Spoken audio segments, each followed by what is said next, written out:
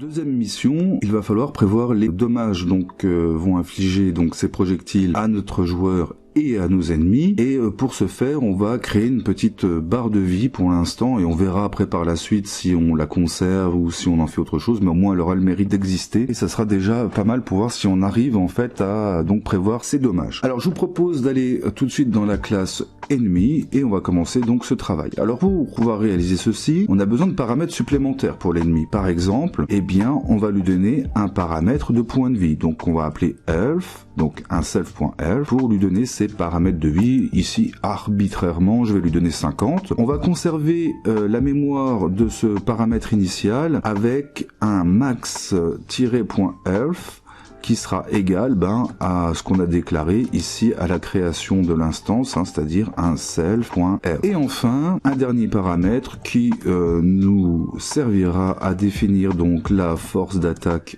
de notre ennemi. Ici, on peut le placer à 15. Voilà. Donc on a rajouté 3 paramètres qui sont importants pour nous, qui vont nous permettre de réaliser ce qu'on voulait, c'est-à-dire faire une barre des points de vie. Alors ce que je vous propose, c'est tout de suite de commencer à définir en fait ceci. Donc en fait, on va créer une nouvelle méthode ici dans ennemi. Donc ici on va faire un def et cette méthode on va l'appeler update_earth-bar. Voilà, donc on définit cette méthode. Alors qu'est-ce qu'on va faire dans cette méthode? Eh bien on va devoir lui donner créer un certain nombre de paramètres. Donc ici on va créer un premier paramètre en fait qui va être tout simplement la couleur de la barre. Pour la couleur de la barre, on va tout simplement l'appeler bar color et ça sera égal un tuple, c'est-à-dire 3 nombres séparés de virgules. Alors pour avoir les tuples de couleur, ici la couleur elle est décrite avec 3 nombres entiers qui sont la quantité de rouge, donc c'est du RGB, donc du rouge, du vert et du bleu, donc red, green and blue. Si jamais vous connaissez pas ces codes-là, c'est très simple, il suffit d'aller sur internet avec n'importe quelle page. Lorsque vous tapez par exemple color, pick a color, eh bien on va pouvoir choisir les couleurs qui nous intéressent pour nos barres. Ici comme c'est les points de vie, eh bien j'ai sélectionné un vert et je vais simplement faire un copier-coller de ce code pour récupérer cette couleur. Donc on a récupéré une couleur. Je vous propose de tout de suite prévoir une deuxième couleur qui sera la couleur de fond, c'est-à-dire de fond de cette barre. Donc ici on va l'appeler back-bar-color, donc le tiré du bas évidemment. La même chose, donc un tuple. Et ici on pourrait la prendre éventuellement rouge, comme ça signifie les points perdus, ce serait pas mal. Donc je prends un beau rouge, celui-ci me plaît bien. On a défini la couleur des barres. Maintenant je vous propose de définir tout simplement la position de la barre. Donc la position de la barre, on va l'appeler bar_position et ça va être une liste. Alors dans cette liste, on va lui rentrer déjà les positions en X en récupérant la position de l'ennemi, parce qu'on veut que sa barre de vie lui soit collée, qu'elle reste près de l'ennemi. Donc du coup cette barre elle va récupérer la position en X et en Y de notre ennemi. Ensuite on va lui indiquer la couleur qu'on a prévue, donc on a fait un bar color. Enfin la position avec un bar position. Ah oui, non là je me suis gaufré un petit peu, je suis allé un petit peu vite, excusez-moi. On va prendre donc la position en X, la position en Y, ensuite sa largeur, et sa largeur ça sera égal à tout simplement son nombre de points de vie, donc un self.health, et la largeur qu'on va donc on a défini la largeur. Maintenant on va définir la hauteur et on va lui mettre une hauteur de 5. Voilà pour la position de la barre. Ensuite on peut faire la position de l'arrière-plan de cette barre en faisant un back-bar-position. Pareil, donc une liste ici contenant la même chose, tout simplement, c'est-à-dire la position en X de notre ennemi, ensuite sa position en Y, ensuite cette fois en largeur on va récupérer la valeur maximum des points de vie, et l'épaisseur de 5. Voilà donc pour la position de la barre. Il nous reste plus maintenant qu'à afficher donc cette barre et son arrière-plan. Seulement il va falloir respecter un ordre parce que si on affiche d'abord la barre puis l'arrière-plan, Payigame va afficher dans cet ordre. Donc finalement l'arrière-plan va se retrouver au premier plan. Donc du coup il faut commencer par afficher l'arrière-plan. On a l'habitude maintenant avec Payigame, donc on fait un payigame.draw.rect puisque ce sera un rectangle et vous avez vu quand on fait rect, hein, donc ça c'est très pratique, hein, il nous indique en fait ce qui est attendu en fait ici dans cette méthode. Alors on doit lui passer une surface sur laquelle on doit appliquer notre draw, lui passer une couleur, les valeurs d'un rect et donc la largeur. Ce que je vous propose c'est de lui passer notre screen. Alors du coup cette méthode aura besoin d'avoir en paramètre notre screen, donc une surface. Donc je vous propose de lui mettre surface en paramètre et on va récupérer donc dans notre fonction rect ici notre surface qu'on aura dans nos paramètres de cette méthode et ensuite bien tout simplement on a préparé tout le travail. Donc ici on a commencé par l'arrière-plan, donc c'est tout ce qui concerne les bacs, donc d'abord la couleur back bar color et ensuite eh bien le rect de sa position, donc on l'a prévu à back bar position. Donc là, voilà, on a tout pour pouvoir afficher l'arrière-plan. On va faire pareil avec, on va afficher donc maintenant l'avant-plan qui est tout simplement la barre. Hein. On va afficher la barre avec un payigame.draw.rect. Alors pareil, on va lui donner notre surface en argument. Ensuite, on va lui donner donc notre fameuse barre color. Et enfin, la position de cette barre avec notre barre position. Donc voilà, ici notre barre de vie en fait est prête pour l'ennemi. Il ne reste plus maintenant qu'à l'afficher. Donc pour l'afficher, on va se rendre dans le fichier main.py et on va essayer de retrouver ici quelque part dans la boucle où on récupère donc nos ennemis. Donc ici j'ai bien un for enemy in game.allEnemies, donc on va récupérer chaque ennemi. Et bien là ici en dessous du move, je vous propose de faire simplement notre méthode, donc update elfbar, et vous voyez qu'on a besoin donc de lui passer la surface, hein, comme on vient de dire. Donc ici notre surface à nous c'est screen, donc on lui passe en argument screen et ça va pouvoir afficher donc la barre de vie de l'ennemi. On peut tester ça tout de suite.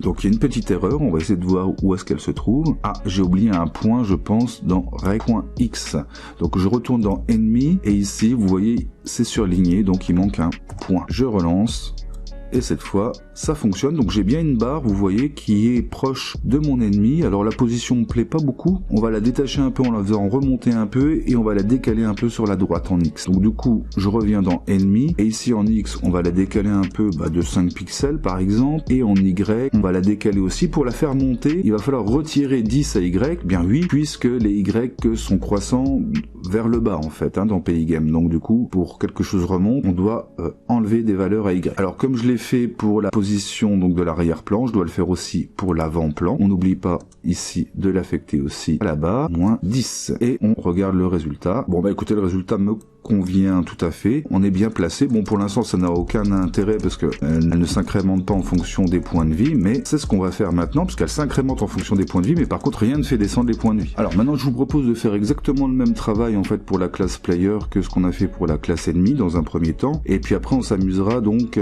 à infliger les damage, les dommages donc aux uns et aux autres. Alors dans un premier temps on se rend tout de suite dans la classe player et comme il y a exactement la même chose à faire que dans la classe ennemie, je vous propose simplement de gagner un petit peu de temps avec un copier-coller des paramètres donc de vie et d'attaque, puisque ce sera exactement la même chose pour le joueur. On verra par la suite si on leur donne des paramètres différents. Donc ici je fais un copier-coller dans player et vous voyez j'ai mes 3 paramètres qui sont ici aussi. Et bien on va faire la même chose pour la barre de vie. Donc pour la barre de vie ici on va récupérer toute notre fonction sur la barre de vie, notre méthode en fait de ennemi, et on va la copier-coller dans player. Donc là on a récupéré exactement la même méthode. Simplement la différence c'est que pour le player on la placera pas au même endroit la barre, puisque le player lui il est plutôt en bas de l'écran. Donc du coup j'aimerais bien que moi sa barre elle soit en dessous du joueur. Donc au niveau de la position de X on va rien bouger, mais par contre au niveau de la position de Y, moi je vous propose de rajouter en fait la hauteur du joueur. Donc tout simplement vous pouvez rajouter un plus self.rect.8 comme la hauteur. La même chose pour l'arrière-plan, hein. Donc ici cette fois Y on va lui rajouter